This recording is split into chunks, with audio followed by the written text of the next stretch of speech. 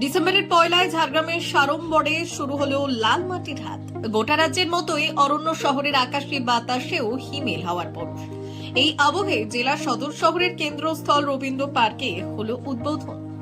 স্থানীয় মহিলাদের উদ্যোগে শুরু হওয়া লাল মাটির হাটে এবারও থাকছে জঙ্গলমহলের নিজস্ব শিল্প ও সংস্কৃতির বিপুল সম্ভার, যেগুলি প্রদর্শনের পাশাপাশি মিলছে বিক্রি বাটারও সুযোগ। আমাদের আজকে 1 ডিসেম্বর এটা শুভারম্ভ হলো। এটা চলবে হচ্ছে ফেব্রুয়ারি মাসের 23 তারিখ পর্যন্ত, মানে শেষ রবিবার।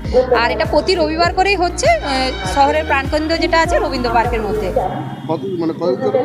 এটা হচ্ছে এখন এই ডিসেম্বরে শুরু হলো। ডিসেম্বর, জানুয়ারি, ফেব্রুয়ারি প্রতি রবিবার করে বসবে রবীন্দ্র পার্কের ভেতর। ফেব্রুয়ারি মাস পর্যন্ত চলবে। আর কত স্টল বসছে? আমাদের এবছর মোটামুটি ওই 70টা মতো স্টল আছে। রবিবার রবীন্দ্র পার্কে লালমাটির হাটে উদ্বোধনী অনুষ্ঠানে ছিলেন রাজ্যের বন দপ্তরের প্রতিমন্ত্রী বীরবাহা হাঁসদা, জেলা শাসক সুনীল আগরওয়াল ছাড়াও ছিলেন জেলা সভাধিপতি চিন্ময় মারান্ডি।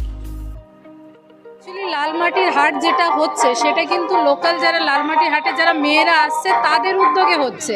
এখানে আমাদের তরফ থেকে কোনো উদ্যোগ নেই। যদি সেরকম কেউ আমাদের কাছে বলেন যে তারাও আসতে চায়, আমাদের তরফ থেকে অবশ্যই আমি আমার তরফ থেকে সহযোগিতা করব। বেলপালিকার পাথর শিল্পীরা আছে কিংবা বাবুই যেটা একদম লোকাল ঝুলঝুলি বানায়, তাদের যেটা মানে এই লালমাটিতে রাখার কোনো ব্যবস্থা নেই।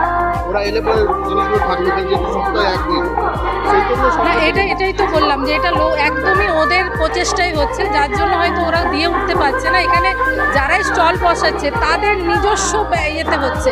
এখানে আমাদের কোনো গভর্নমেন্টের কোনো প্রোগ্রাম নয় এটা। যদি কেউ সেরকম আসতে চায় আমাদের সাথে যোগাযোগ করলে আমাদের তরফ থেকে সহযোগিতা অবশ্যই করবে। শান্তিনিকেতনের বিখ্যাত সোনাঝুরি হাটের আদলে ঝাড়গ্রামের রবীন্দ্র পার্কে লালমাটির হাট শুরু হয়েছিল সেই 2021 সালে। হাটের চতুর্থ সংস্করণেও থাকছে নানান সাংস্কৃতিক অনুষ্ঠান। সেই ফেব্রুয়ারি মাস পর্যন্ত ফি রবিবার তুলে ধরা হবে জঙ্গলমহলের নিজস্ব শিল্পকলা। ব্যুরো রিপোর্ট, আজকের ঝাড়গ্রাম।